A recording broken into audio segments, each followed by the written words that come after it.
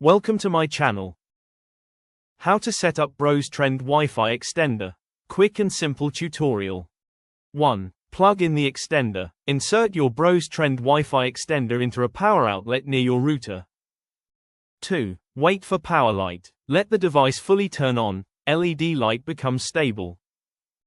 3. Connect to extender network. Go to your phone, laptop Wi-Fi settings and connect to the extender network, e.g., BrosTrend_Ext. 4. Open setup page. Open a browser and type 192.168.0.254 or BrosTrend.com in the address bar.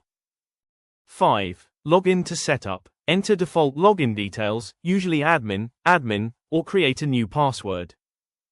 6. Select your Wi-Fi network. Choose your home Wi-Fi network from the list. 7. Enter Wi-Fi password. Type your main router Wi-Fi password and click connect.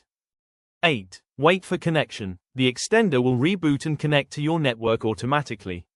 9. Relocate the extender. Place it halfway between your router and weak signal area. 10. Reconnect your devices. Connect your phone, laptop, or smart TV to the extended Wi-Fi network. Thanks for watching.